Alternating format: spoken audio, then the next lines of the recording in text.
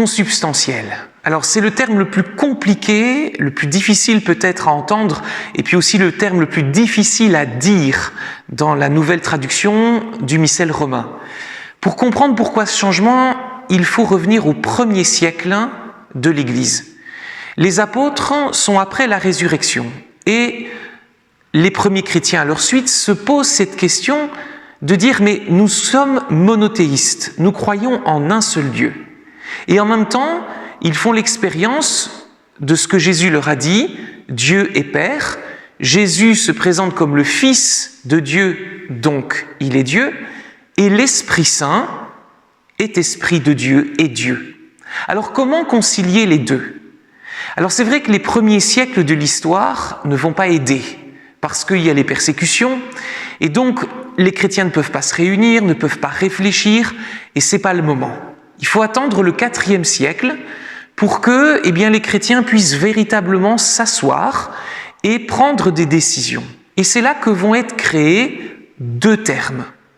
Le premier terme, nous le connaissons par cœur, parce qu'il a une postérité tellement quotidienne qu'on en a oublié que ce sont les chrétiens qui ont presque créé ce terme.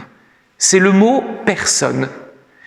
Et ce concept de personne va permettre aux chrétiens de dire que le Père n'est pas le Fils n'est pas l'Esprit. Donc la différence entre les trois. Et le deuxième terme, c'est le terme consubstantiel. Alors au départ, les chrétiens étaient plutôt de langue grecque, donc ils employaient encore un autre mot qui est homoousios. Alors qu'est-ce qu'ils veulent dire ces 2 termes? En fait, ils veulent dire que Dieu est un. Ils veulent dire que nous sommes monothéistes, l'unité en Dieu. Donc, quand nous faisons l'expérience de la présence du Père, le Père n'est pas seul, il est avec le Fils et avec l'Esprit. Quand on fait l'expérience de l'Esprit Saint, Jésus et le Père sont avec lui. Et de même pour Jésus, quand Jésus vient à notre rencontre, nous recevons la présence du Père et de l'Esprit. Voilà ce qu'il faut retenir. Consubstantiel, c'est un seul Dieu, nous croyons en un seul Dieu qui partage le même être.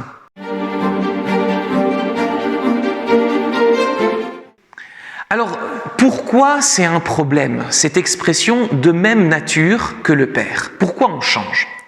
Alors, la nature, en fait, c'est ce qu'on a en commun.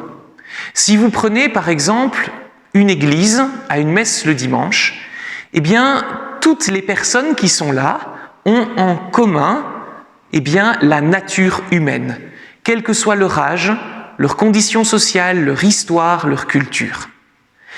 En Dieu, c'est pareil. Le Père, le Fils, l'Esprit ont la même nature, la nature divine.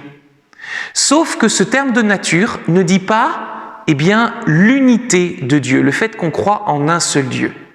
Si vous prenez notre Église, vous avez plein d'êtres humains, mais ils ne sont pas un seul être. Tandis que Dieu, le Père, le Fils, sont un seul être. Voilà pourquoi il fallait changer le terme pour être plus juste, parce que nous ne sommes pas juifs ou musulmans, c'est-à-dire que nous reconnaissons que Jésus est Dieu, mais nous ne sommes pas pour autant polythéistes, nous n'avons pas plusieurs dieux, nous croyons en un seul Dieu. Ça, c'est une petite nouveauté pour le « je crois en Dieu ». Alors, une petite nouveauté parce que dans le « je crois en un seul Dieu », le symbole de Nicée-Constantinople, ça y était déjà. On nous demandait de s'incliner au moment où on parle de Noël, de l'incarnation, de la venue de Jésus. Mais maintenant, c'est aussi dans l'autre credo, le symbole des apôtres, le « je crois en Dieu », qui est plus connu. Alors pourquoi s'incliner? Par respect pour ce que Dieu a fait pour nous, je pense que c'est vrai, mais je crois qu'il faut aller plus loin. La première chose qu'il faut dire, c'est qu'en s'inclinant, nous reconnaissons tout ce que Dieu a fait et continue de faire pour nous. Il s'abaisse, il vient à notre rencontre. Jésus, en naissant, a accepté de dépendre de Marie, de Joseph, puis des apôtres. Et aujourd'hui, il dépend de nous pour l'annonce de l'Évangile.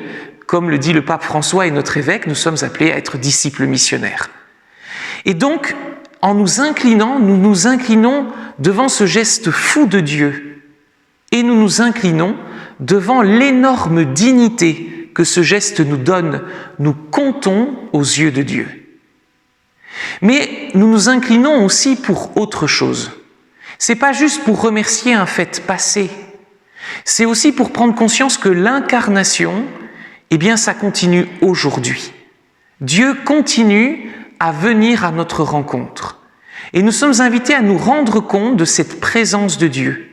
Et pour cela, eh bien, la prière nous aide pour que dans le quotidien de notre vie, nous voyions tous ces petits moments, ces petites paroles, ces petits miracles du quotidien, ces petits gestes qui sont des signes de la présence de Dieu.